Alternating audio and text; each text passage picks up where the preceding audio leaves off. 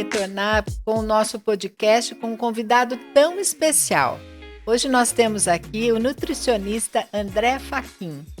Vocês vão passar um momento muito interessante porque a gente vai fazer um preparo para as festas de final de ano.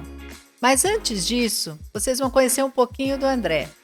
E aí, André, conta um pouco da sua vida pra gente, como que foi essa escolha pela nutrição, um pouco da família. Fique à vontade para se apresentar. Bom, primeiramente, muito obrigado, Mônica, pelo convite. Muito legal estar aqui com você, participando desse projeto. Eu sou nutricionista há 18 anos, né? Eu sou nascido em Ribeirão, criado em Ribeirão, formado em Ribeirão, né? E hoje também moro em Ribeirão.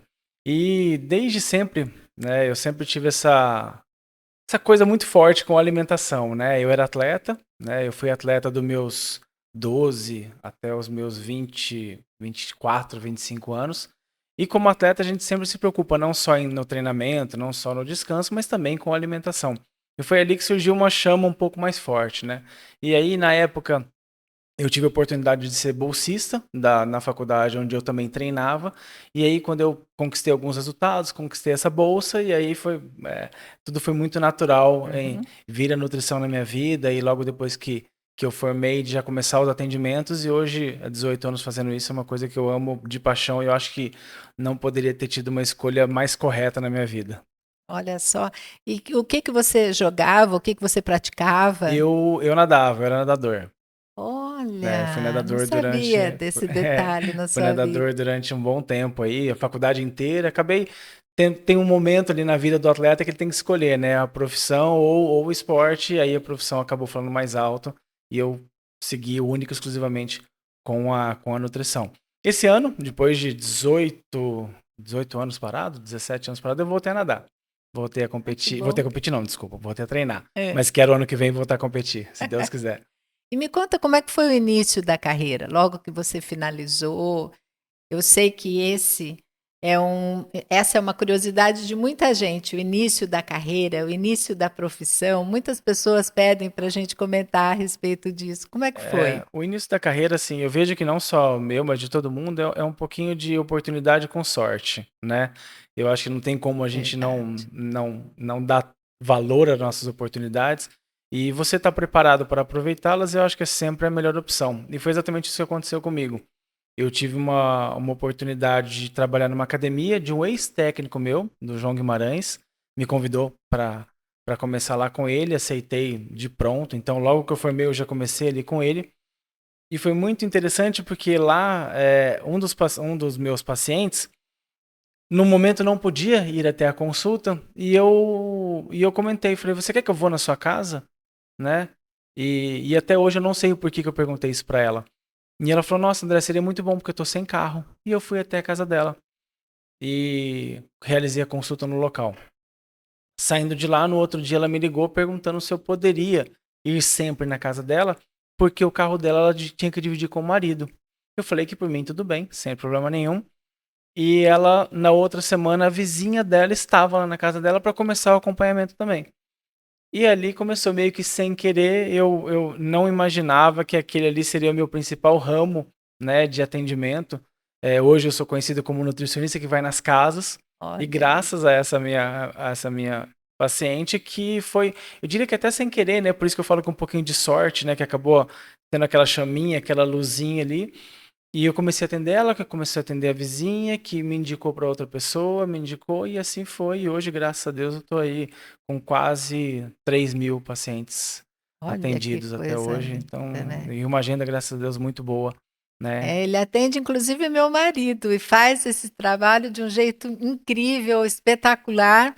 Vejam também que ele teve vontade, ele teve boa vontade e teve iniciativa para chegar até a casa das pessoas. Porque ele poderia muito bem não só ter contado com essa sorte, mas ele poderia ter virado e falado assim: ah, não vou, isso aí não é para mim. Vejam o resultado disso até hoje. Eu acho que é fundamental a gente aproveitar essas oportunidades, né? E naquele momento eu não acreditava, nem passou na minha cabeça que seria um ramo da nutrição, porque não existia. Então, o home care, o atendimento domiciliar, que talvez depois de uns 10 anos, começou a ser criado no Brasil, de médicos, fisioterapeutas, enfermeiros irem até a casa do paciente, eu comecei, vou até dizer sem querer, comecei isso lá atrás e na pandemia, por exemplo, muita gente começou a fazer o atendimento domiciliar como se fosse uma certa novidade para a pessoa. E Verdade. essa chaminha aconteceu lá no começo e foi um grande diferencial. Porque ir nas casas dos pacientes, muita gente quando me ligava e eu falava que eu ia na casa, a pessoa ficava na dúvida, mas como que funciona? Mas eu preciso de alguma coisa, você traz tudo? Eu falo, não, eu levo, lógico, eu levo tudo. Porque aí eu fui também me adaptando àquela nova realidade minha.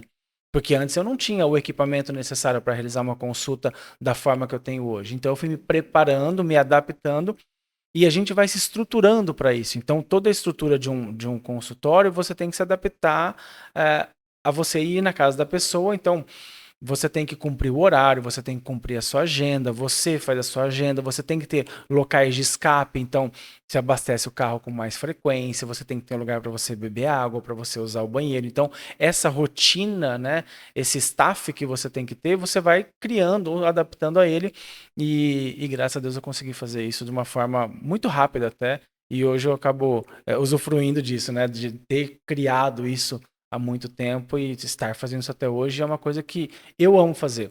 E eu percebo que os pacientes também gostam muito porque tem toda a praticidade, Hum. né? De você ficar na sua casa, de você não ter que pegar trânsito, não ter que esperar numa sala de espera. É muito mais tranquilo para o cliente, o nutricionista ir até a casa dele. E não tem como fugir, né? Não tem como fugir, exatamente. Porque é muito fácil, né? A gente marca com o nutricionista e tem aquela. Que nem eu atendo toda semana, né? Eu tenho acompanhamento semanal. Então a pessoa, essa semana eu não vou porque eu não fiz 100% É. certo, vou dar uma escapadinha comigo. Não tem como, porque eu vou. Às vezes a pessoa, então, André, eu vou ter um compromisso. Eu falo, não tem problema, que hora que termina o seu compromisso? Eu dou um jeito. Aí a pessoa, não, então tá, então vem. Eu adio meu compromisso, fica até sem graça, mas eu pego no pé. Tem que pegar, né? O papel do nutricionista é ser o chato, né? É a Verdade. pessoa que tem que impor regras na alimentação. E eu faço meu papel de chato tranquilamente. E você customiza isso, né? Isso é muito bom, porque você faz um acompanhamento muito personalizado. A Tem gente que ser. observa O isso. acompanhamento com o nutricionista, ele tem que ser individualizado, tem que ser personalizado. Não tem como você atender uma pessoa achando que é igual a outra, né? O cardápio é individualizado, a rotina, né, é individualizada. Então, eu acho que esse é o grande diferencial de um profissional capacitado, um profissional bom. É saber olhar para o cliente e não só enxergar ali um número. Saber enxergar uma pessoa que tem necessidades, que tem vontades, tem desejos, e você tem que se adaptar a essa pessoa, e não essa pessoa ao seu tratamento. Então, quando você tem essa adaptação, quando o profissional consegue enxergar a pessoa e falar, opa, peraí, com essa pessoa eu preciso agir dessa forma, eu preciso passar esse tipo de orientação, tudo fica mais fácil, tanto para o profissional quanto para a pessoa que está recebendo essa informação. Perfeito.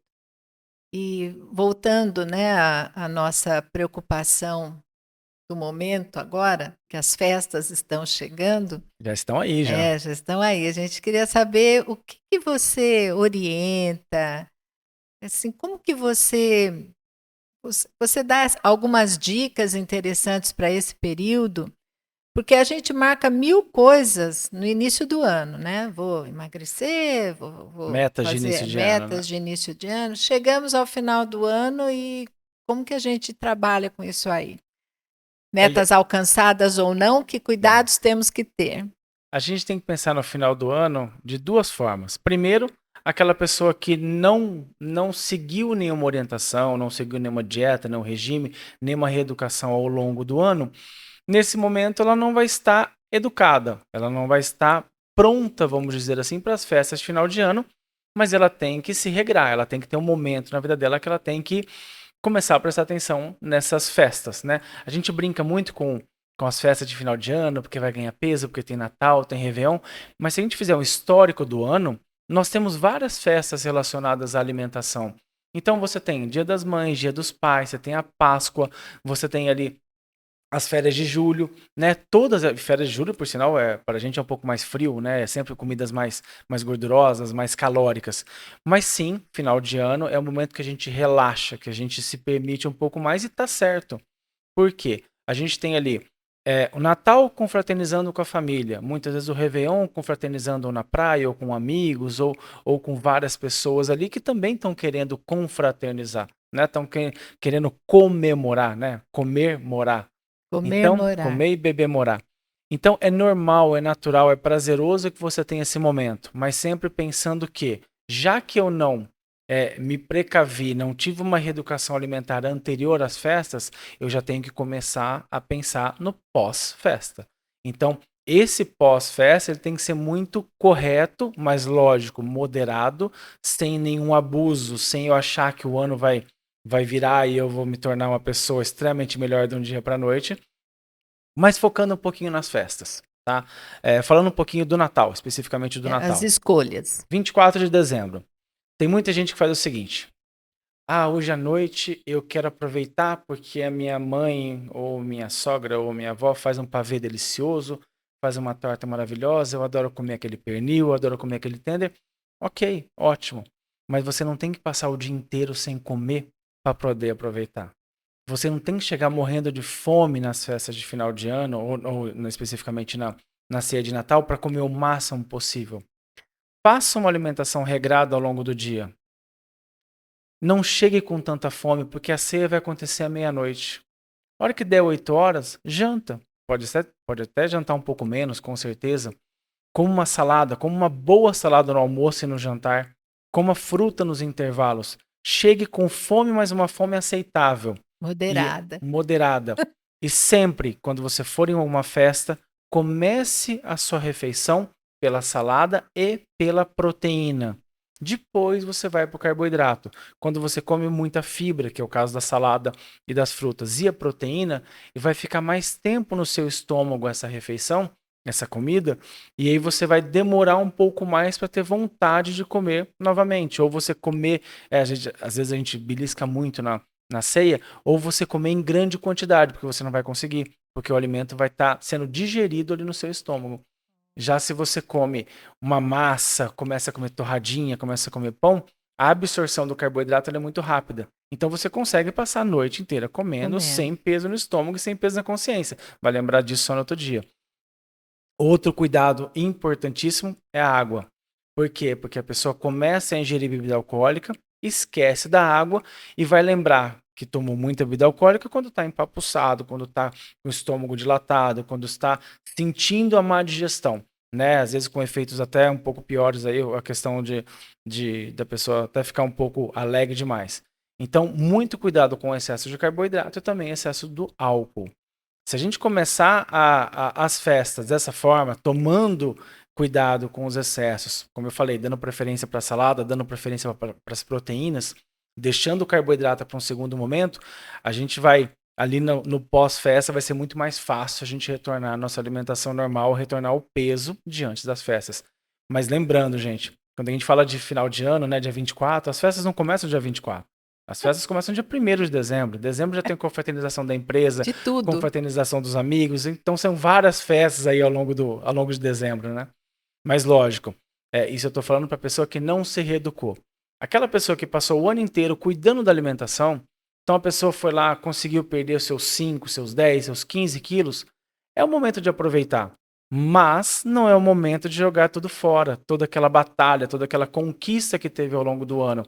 Então não vamos simplesmente, agora deixa, agora estou liberado, né? Vou falar no meu caso, o nutricionista não vai na minha casa no Natal e no Réveillon, eu estou liberado. Não é bem assim. É o Então, bom senso. É o bom senso. Então a gente precisa Equilíbrio. cuidar também para que toda aquela conquista ao longo do ano a gente não jogue fora. Me responde uma dúvida. Claro. Quando a gente fala de salada, eu adoro salada com fruta. E às vezes eu como até uma quantidade de fruta antes da salada. Isso é errado? Não é errado, mas se você usar a fruta para você comer nos intervalos, é a melhor forma. Tá. Então, se eu coloco uma fruta no meio da manhã e outras frutas aí no meio da tarde, é muito melhor, porque eu estou usando a fruta, aquela quantidade de vitamina, aquela quantidade de fibra, até aquele docinho da fruta, para matar a minha vontade de um doce e também de um alimento no meio da manhã e no meio da tarde. Colocar fruta na salada é sim uma boa opção. Você varia a salada, dá um sabor diferente, tem aí deixa até a salada mais apetitosa. Morango. manga, morango, tem muita gente que coloca banana, abacaxi, perfeito, Tá, tá? Só que não deixe de consumir a fruta no meio da manhã e no meio da tarde. tá. Eu não posso consumir a fruta no meio da manhã e de repente uma porção de melão antes da salada não é legal. Não vejo problema, Não tem problema. problema nenhum, Tá. problema nenhum. Tudo uma questão de Eu equilíbrio. acho que pelo calor também, né? Sim, Ribeirão sim, é muito quente, e as pessoas que conhecem a cidade sabem o que que a gente passa. com certeza. Então eu acho uma delícia começar o almoço com uma porção de abacaxi, uma porção de Você melancia, está de usando, você melão. tá usando um alimento que você gosta para te induzir, para te facilitar a comer a salada. Então, talvez se eu falar para você assim, ó, você não vai comer isso, isso não vai te fazer, não é bom para você, você vai deixar de comer a salada, É né? verdade. Então isso vai ser pior ainda, é o que eu falei no começo, né? De você entender a necessidade da pessoa, de você tratar cada um da forma que a pessoa entende que é o certo e lógico, né? Nutricionista vai arrumar a alimentação. Mas isso de consumir a fruta junto da salada, problema É, nenhum, muito pelo contrário, eu acho até estimulante, né? Então a pessoa gosta mais da salada porque tem ali aquele docinho, aquele saborzinho da fruta, então vale a entendi. pena. A gente criou alguns mecanismos também para perder peso, de tirar todo o prato principal de cima da mesa e Tá? colocamos no aparador. Isso deu uma ajuda bacana também, porque as pessoas acabam tendo preguiça, né, de levantar Com certeza. para se servir novamente, e a gente conseguiu dar uma equilibrada muito É, bacana com relação a tem isso. muita gente também que acaba consumindo a refeição principal, come a salada normalmente, e a hora que vai pegar o carboidrato e a proteína, usa um prato de sobremesa, né? Porque tem aquela visão que o prato está Tá cheio. cheio. Olha, É uma válido ideia também, também, é né? Uma válido. ideia. Então, quando a gente começa a introduzir no nosso dia a dia essas ideias, como por exemplo, um alimento que eu gosto muito, eu coloco no aparador, não deixo na minha frente, uso um prato menor, uso até um talher menor para poder estimular a minha mastigação, colocar menos alimento da boca, é extremamente válido, extremamente. A gente tem que usar essas estratégias psicológicas, né, para facilitar a nossa reeducação alimentar e muitas vezes a perda de peso. Então, é válido sim. Tá, entendi. E aí no almoço do dia 25, por exemplo, já organizamos a ceia, Ótimo. aí chegou o almoço do dia 25. Para quem conseguir acordar, né, assim, mais sóbrio, Geralmente é um almoço às 2, 3 horas da tarde, né? ele é sempre mais É. E tarde. também vai ser um almoço comemorativo que vai juntar a família. Muitas vezes vai consumir o que deixou de comer no dia 24, Verdade. muitas vezes tem um outro prato principal, mas a mesma orientação do dia 24 cai para o dia 25. Não chegue com fome, não comece pelo carboidrato, coma a salada antes, não fique muito tempo sem se alimentar para já chegar ali com aquela voracidade na comida e, logicamente, cuidado com o excesso de álcool. O dia 25, a gente tem que entender o seguinte: passou o dia 25 até o dia 31, esse período, né, entre o Natal e o Ano Novo, não é um período que, sobrou muita comida, então vamos comer de uma vez. Pode sim comer, né, o que acabou ali, muitas vezes o pernil, a carne é feita em grande quantidade no Uhum. Natal ali, então vai dar para 2, 3 dias. Cuidado com os excessos, porque senão, em vez da gente ter que recuperar o excesso de um dia, nós vamos ter que recuperar o excesso de 7 dias. E aí, Entendi. logicamente, não vai ser em uma semana que a gente vai recuperar isso. Vai demorar às vezes às vezes 2 meses para jogar fora o que ganhou no Natal e no Ano Muito Novo. rápido, né, Mas André? tem uma frase que eu gosto muito e que é muito verdadeira. Ninguém ganha peso entre o Natal e o Ano Novo. A gente ganha peso entre o Ano Novo e o Natal. Muito boa. Essa frase é ótima. Gostei Né? demais. Não é Muito em boa. 6, 7 dias que você vai ganhar peso, e sim em 360 dias, né? Então, a gente tem que tomar muito cuidado entre o Ano Novo e o Natal. Porque ali, esse período sim que vai fazer toda a diferença pra gente. Natal e Réveillon, sim, tem excesso, a gente tem que tentar evitar ao máximo esse excesso desnecessário, mas a gente tem que sempre levar em consideração, é um momento de família, de amigos, de aproveitar, de curtir, de celebração. né? E tá envolvido comida, tá envolvido bebida junto disso. É. A gente tem que aproveitar. Bom senso e equilíbrio, Bom né? senso e equilíbrio, Como tudo. 100%. Não tem como a gente fugir disso e a gente não deve fugir disso. Porque senão fica aquela coisa assim, eu não vou comer um prato que eu adoro no Natal, num prato que eu adoro no Réveillon, você vai ficar pensando naquilo, você vai ficar pensando naquilo que você deixou de comer, isso gera ansiedade, isso para reeducação alimentar é muito ruim. Então, numa reeducação alimentar, você teoricamente, você pode tudo, contanto que você tenha bom senso e equilíbrio, exatamente o que você falou. Então não é tirando alimentos, não é colocando somente salada e fruta que eu vou perder peso. Não, é um equilíbrio. Você fala assim, eu vou ficar 2 meses sem comer doce. Você vai ficar 2, 3, 4 dias. No 5º dia você vai comer o que tiver na frente. Porque vai bater ansiedade, vai ter uma descarga hormonal no seu corpo que vai fazer com que você coma doce. Você não vai conseguir ficar tanto tempo sem isso. Já se você come 2 meses menos doce, é muito mais fácil, muito mais tranquilo para você conseguir seguir. Então eu gosto de comer um tabletinho de 30 gramas todos os dias de chocolate. Vamos fazer o seguinte? A partir de segunda-feira você vai comer meio tablete por dia. Meio hoje, meio amanhã e assim por diante. É muito mais tranquilo do que você ficar sem comer ou achar que a semana inteira sem doce, só comer no final de semana é mais vantajoso. Não é. Você diminuir a quantidade é sempre a forma mais fácil de você se reeducar. Entendi. Por exemplo, um tabletinho zero açúcar depois do almoço, ele pode ser dividido em metade, metade para um casal, por exemplo. Ainda assim já é diferente, né? Mas Eu sempre melhor é não, né? eu vou sempre te perguntar o porquê de ser zero açúcar. Alguém que tenha diabetes? Se for uma pessoa que tiver Menos diabetes. culpa, né, André? Porém, no chocolate, quando a gente tira o açúcar, a gente coloca gordura. A gordura é mais calórico do que o açúcar. Tá? Então, a gordura tem 9 calorias por grama, o açúcar tem 4 calorias por grama. Então, se a gente tira 4 calorias e coloca 9, consequentemente, o diet ele é muito bom para quem tem diabetes. Mas alguns alimentos diets, entre eles o chocolate, a gente tem que prestar um pouquinho de atenção o porquê que a gente está fazendo essa substituição. Existem sim, tá? Chocolates que são zero açúcar, que são extremamente saudáveis. Já tem marcas no Brasil que produzem chocolates muito bons sem açúcar e com uma qualidade muito boa. Então vamos dar preferência, vamos olhar o rótulo e ver ali se não tem um acréscimo de gordura para que esse chocolate dê o ponto, né? Fique Sempre no ponto se preocupar com as calorias. E olhar o rótulo. Olhar a rotulagem nutricional. Isso é fundamental. Tá, perfeito. Bom, estamos então organizados para as festas. Natal e Ano Novo. Natal e Ano Novo. Não percam o próximo episódio que a gente vai comentar a respeito do que pode ser feito entre o Ano Novo e o Natal. Até lá!